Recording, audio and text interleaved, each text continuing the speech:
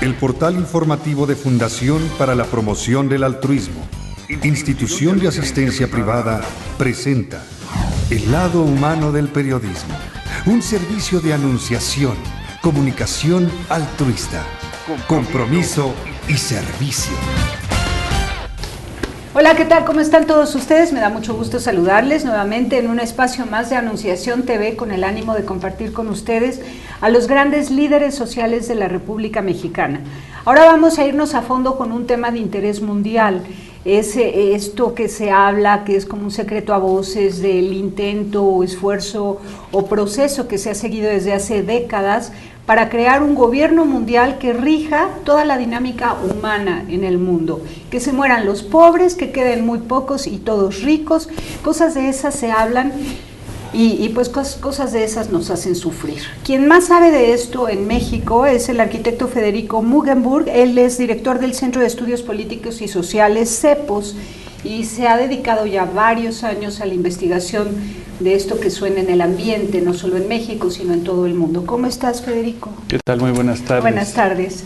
Federico, pues tal cual suéltalo, así como vas dando conferencias que afortunadamente tienes el arrojo y el valor de compartir tus descubrimientos, das conferencias y adviertes sobre la necesidad de que cada quien conserve su fe, respete la fe y la religión que sus padres le han enseñado, y que se rija por los principios que nos ennoblecen, que nos hacen divinos, ¿no? Por decirlo con apego a la filosofía agustiniana, que dice que Dios se hizo hombre para hacernos a nosotros dioses. Entonces, si queremos ser divinos unos con los otros, pues tenemos que estar bien pegaditos a la verdad. Y hay pues voces que suenan en el ambiente, que no dicen muy claramente, pero que sospechan de que hay el intento por acabar con los pobres, matándolos de hambre, por ejemplo. Bueno, yo creo que para ponerle un marquito de referencia a este tema, que es un tema universal, habría que tomar nota de la crisis que hoy vive la humanidad. Es una crisis muy particular. En otras épocas ha habido otro tipo de crisis, pero ahora hemos llegado a una crisis en la que la identidad y la pertenencia a esa identidad están en juego. ¿Qué quiere decir identidad? Bueno, identidad quiere decir ser lo que se dice ser.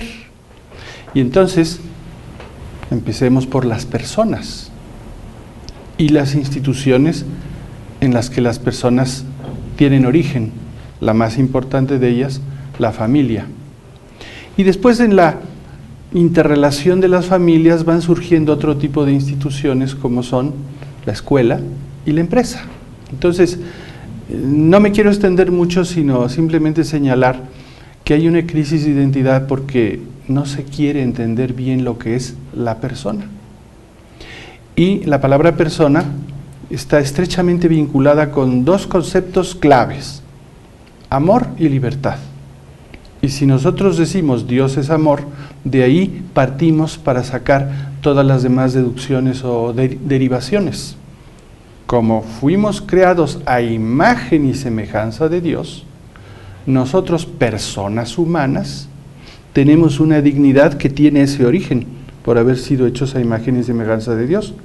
Y de esa dignidad se derivan los derechos humanos, que anteceden a los textos que se escriben, a los que se les han denominado leyes o constituciones. Y el más importante y primero de todos los derechos es el derecho a la vida. Y el segundo es el derecho a la libertad religiosa. Y si tomamos nota hoy, en todos los gobiernos del mundo, piensen en el país que quieran pensar, la discusión está en torno al derecho a la vida y al derecho a la libertad religiosa. Lo cual habla de una ignominia tremenda de parte de quienes discuten esos temas, cuando es evidente que no estaríamos ni siquiera hablando de ellos si no tuviéramos vida y libertad. Exactamente. Y este es un problema que por primera vez se manifiesta, como está dicho antes, en forma global, en forma universal. Y yo quisiera hacer, digamos, un pequeño sesgo de este tema que estamos tocando para decir que resulta muy interesante descubrir que después de la Segunda Guerra Mundial, los seres humanos sensatos consideraron que era necesario establecer, crear o formar un ente que fuera capaz de evitar más guerras, pero que pudiera tener unos principios que fueran el sustento para los derechos humanos. Es la ONU. Y por eso nació la ONU. Nada más que la ONU le llama los derechos del hombre, es como originalmente se les denominó. Y participaron hombres muy talentosos de todas las razas, de todas las religiones y de todas las culturas. Nada más que andando el tiempo, hay quienes están pretendiendo socavar los principios con los que se fundó la Organización de las Naciones Unidas, y da la impresión de que está empezando a aparecer la Organización de las Naciones diluidas. ¿Y a qué se debe esto? A que otros seres humanos han hecho unas maquinaciones para ir desdibujando el sentido original de esta institución que prometía tanto y sigue prometiendo, en tanto cuanto sea fiel a su identidad, o sea, esté respetando ser lo que dice ser. Y que no lo ha cumplido, porque ahora al contrario, promueve la promiscuidad, promueve el antagonismo entre hombre y mujer, una lucha de poderes entre hijos y padres incluso. Y el tema que inicialmente tocaste, que me permití decirte, vamos a ponerle marcos de referencia, el de los que se creen dueños de la vida, y hay que recordar que el dueño de la vida es Dios. Entonces, yo tengo con mucha claridad la precisión de que el año 74, el señor Henry Kissinger, aprovechando que estaba en un momento de postración el presidente Nixon, que había sido acusado de los problemas del Watergate, y que había llegado a un estado de ánimo y bebía demasiado y casi no se enteraba de nada. Henry Kissinger era el secretario de Estado y decidió proponer en el seno de las Naciones Unidas lo que ahora se conoce como el documento Kissinger, y hacía un argumento muy seductor, como siempre han sido los tentadores del ser humano, seductores, ¿verdad? La serpiente seductora en el paraíso terrenal. Y estableció un argumento como este: la seguridad de los Estados Unidos de Norteamérica amerita contener el crecimiento de la población en las naciones subdesarrolladas, así se le denominaba a las naciones pobres. Y en el descontrol que tenían los legisladores americanos frente al problema de que se iba el presidente o no se iba el presidente, pues decidieron aprobarlo. Y unas semanas después, en una reunión de una comisión creada especialmente para esos temas de la ONU, que se realizó en Bucarest, Rumanía, que en aquella época era todavía el otro mundo, el mundo rojo, ¿verdad?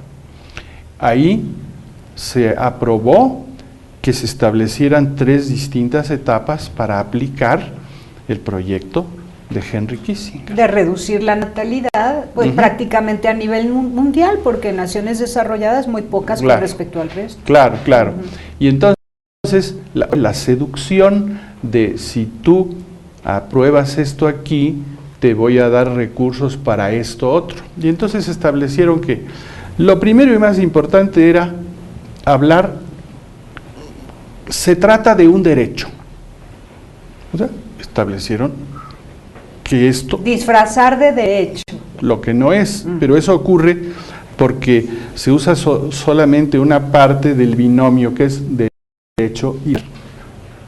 Entonces el que se olvida de los deberes, a todo le llama derecho, y a lo que no es derecho, le llama derecho. Y hoy matar es un derecho según algunas legislaciones.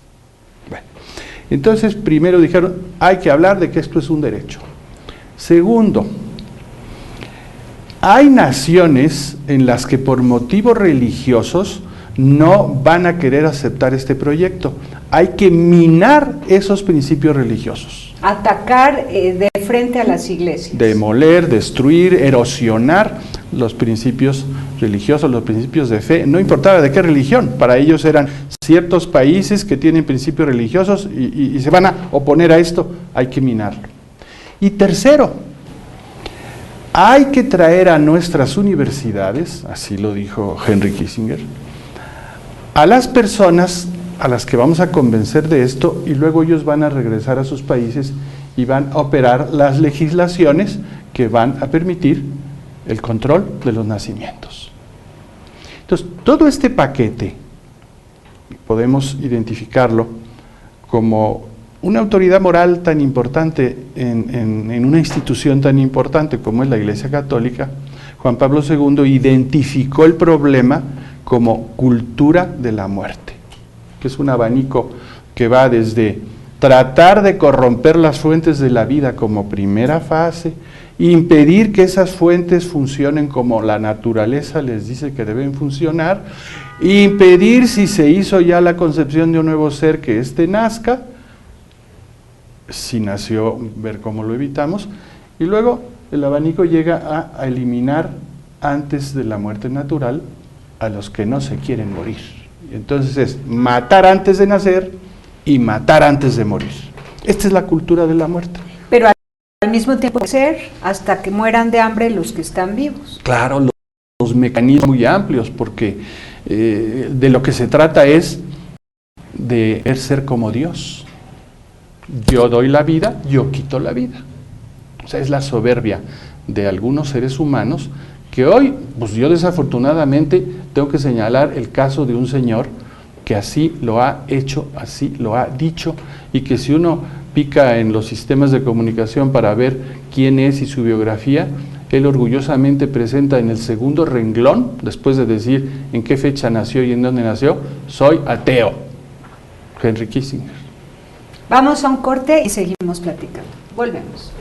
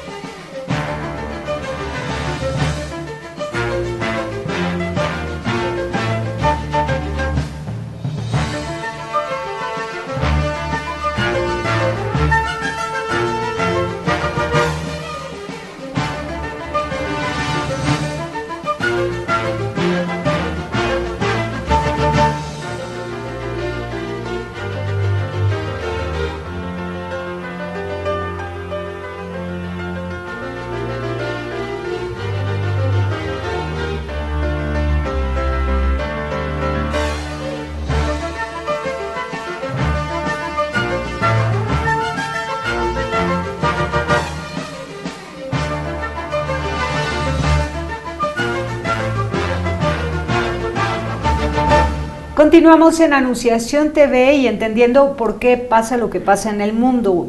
No es casualidad que haya tanta pobreza, no es casualidad que haya tantas madres solteras, no solo en México, sino al menos en toda América Latina. Se ha hecho cultura de la relajación sexual, de los embarazos en adolescentes, de novios que salen huyendo, porque no hay como ese sentir, el sentirse corresponsables de la felicidad de unos y otros, por pérdida de identidad.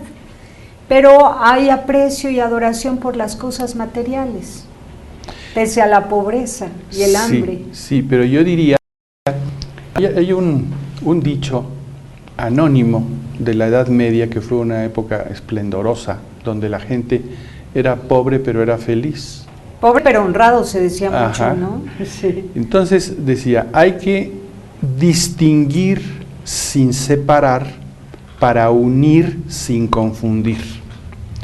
Y podemos decir que los que hablamos español tenemos una ventaja que no puede ser una casualidad, tiene que haber sido algo que Dios así quiso. Tenemos una letra del alfabeto, que existe la I latina, pero tenemos la I griega, que es una letra palabra que nos sirve para poder vincular las cosas que tienen que ser vinculadas. Dios y hombre, espíritu y materia, cuerpo y alma, principio y fin, y podíamos hacer una enorme cantidad de explicaciones acerca. Entonces, esta letra nos sirve para vincular, y entonces hay que saber distinguir cuando hablamos de pobreza de qué estamos hablando, porque existe la pobreza material, pero también existe la pobreza espiritual, y también existe variaciones de la pobreza, ¿verdad? Pobreza cultural, pobreza de conocimiento. Entonces, si queremos hablar de la pobreza material, debemos decir, bueno, los seres humanos nacemos desnudos, más pobre no se puede estar.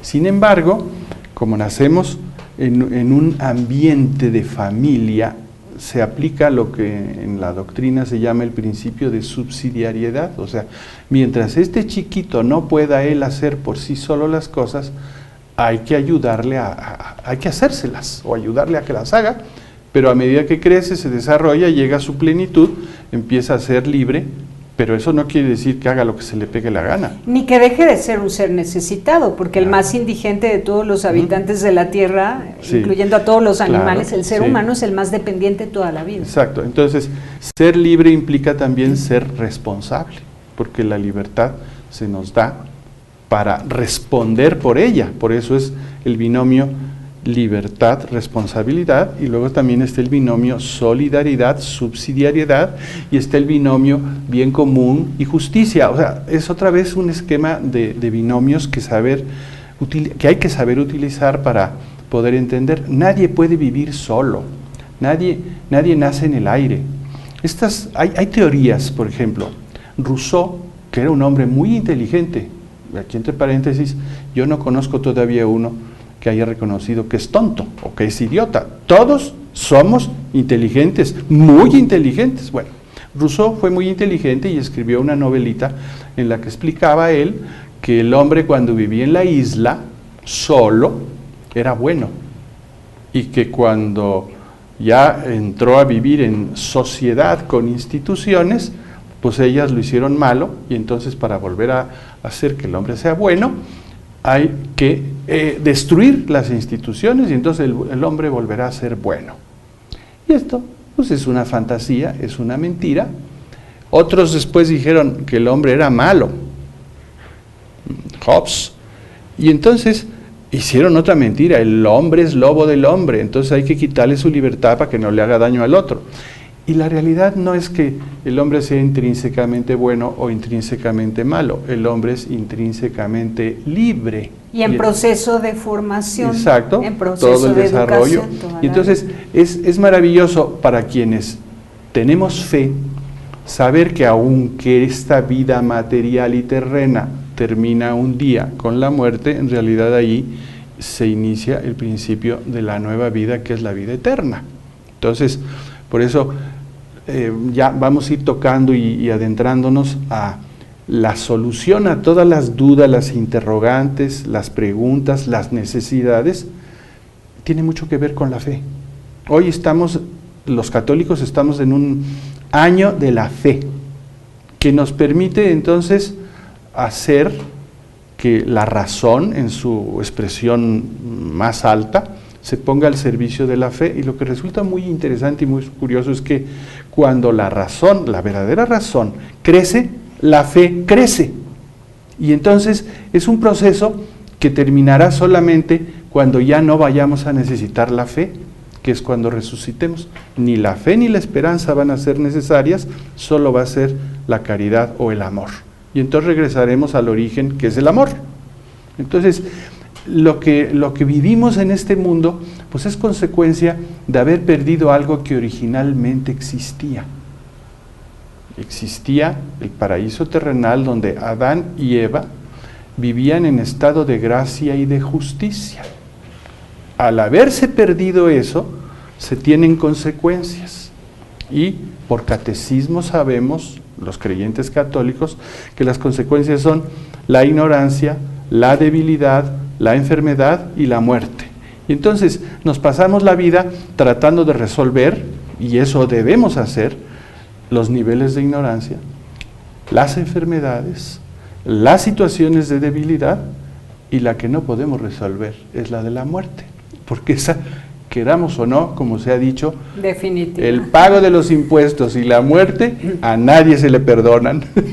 Bueno, acá hay unos tramposos que andan perdonando los pagos de impuestos, pero eso no se vale. Ahora, mira, en el crecimiento de la pobreza hemos observado que es cierto que de origen es por el mal reparto de la riqueza y la falta de oportunidades, no hay equidad en el reparto de oportunidades.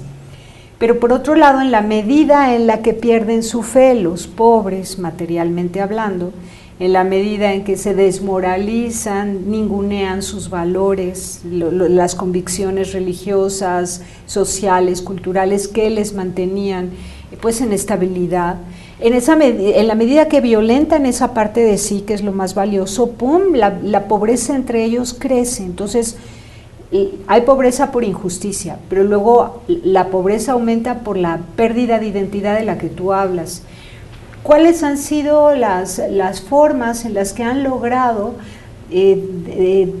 debilitar la fe de los creyentes cristianos a nivel mundial, por ejemplo? Porque México es un país 80% católico y sin embargo en la injusticia social abunda, ¿no? Claro, eso es un proceso muy remoto, es un proceso de soberbia. Querer decir, yo sé y no necesito que nadie me diga cuál es la causa de esto y cuál va a ser la solución, yo lo sé. Entonces, el origen de los problemas es lo que nosotros llamamos un pecado de soberbia. Yo sí sé, el otro no sabe, y lo podemos ver, y vuelvo al elemento de fe, desde la gran controversia que Luzbel, el más hermoso de todos los ángeles, decide revelarse a un plan que Dios les comunicó a esos seres que son magníficos, nada más que una porción de ellos capitaneados por un Luzbel que cae y se vuelve Lucifer, y un San Miguel que triunfa en esa terrible disputa intelectual, espiritual, para decir, ¿quién como Dios? Y entonces, estamos hablando de, usaré la palabra, sucesos fuera del tiempo, fuera de la creación, porque esto aconteció antes, pero luego eso se inserta en la creación por permisión soberana de Dios, para que nosotros tengamos, los seres humanos, oportunidad de decir, yo puedo optar por tu plan, siendo tentado por el que no quiere ese plan. Entonces todo esto nos lleva a unas explicaciones en las que si no hay fe, no se puede entender de qué se trata. Y entonces el desarrollo independiente de la razón humana, sin vinculación con la fe divina, no da resultados. Por eso, ¿de qué manera ese grupito de personas que se organizan para acabar con la población mundial, o ya sea porque los matan antes de que nazcan o porque promueven su muerte antes de la muerte natural, pero también porque matan de hambre a los demás, ¿no? Uh-huh. ¿De qué manera han logrado acabar con la fe de estos que ya son pobres materialmente, pero que aumentan su pobreza material con la debilidad moral debido a que han comprado las ideas de ese pequeño grupo? Cuando yo estaba jovencito... Vamos a un corte y nos dices. Sí. Volvemos.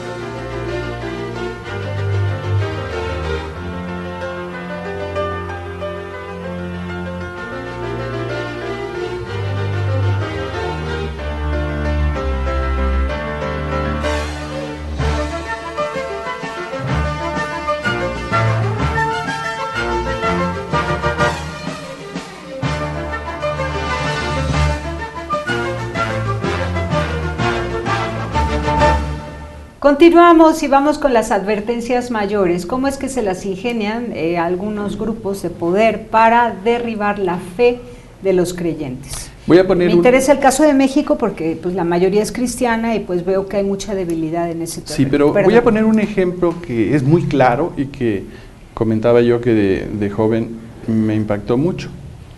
El año 61, a fines de 60, principios de 61, vino el golpe castrista en Cuba. Y entonces Fidel Castro quería robar la conciencia de los niños para quitarles la fe. Y entonces les decía, a ver niños, ¿ustedes creen que Dios existe? Y pues los niños, y estaba empezando el asunto, sí, a ver, pídanle una paleta helada. Y los niños pedían la paleta helada y esta no llegaba. A ver niños, pídanle la paleta helada a Fidel Castro. Entonces le pedían la paleta a Fidel Castro y entraban inmediatamente con las charolas y las paletas heladas, y entonces los niños decían, pues ya, Fidel existe, Dios no existe. Esta es un ejemplo, uno, de cómo arrancarle en la más tierna edad, que es más fácil que arrancarla entre los mayores o ya en los veteranos, la fe. Claro, también lo hacen, pero es más difícil.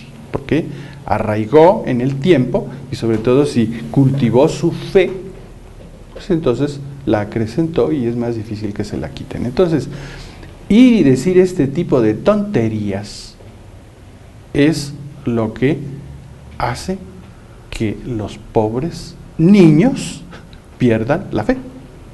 Y así podríamos decir el sistema educativo. No podemos olvidar que aquí en México, Plutarco Elías Calles, en lo que se llamó el Grito de Guadalajara, dijo que había que arrebatar la conciencia de los niños a los púlpitos y a los confesonarios.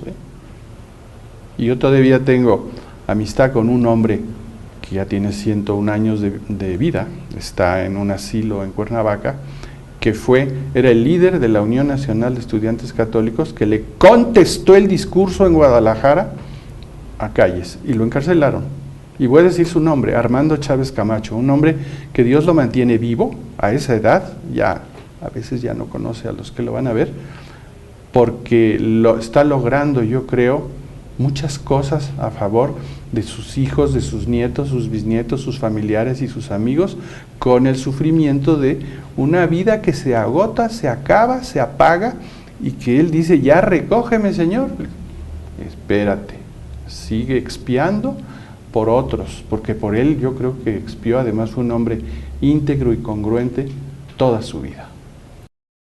Y una época muy fuerte donde se quitaron todos los crucifijos, se cerraron las escuelas católicas y toda esa población infantil pudo haber perdido la fe quizás. Pero cosa curiosa, también hay un lema entre los católicos que dice, la sangre de los mártires es tierra de nuevos cristianos. Bueno, la sangre que cae a la tierra, ¿verdad? Fecunda para que haya nuevos cristianos. Entonces, las persecuciones, los que las hacen no se dan cuenta, se les revierten.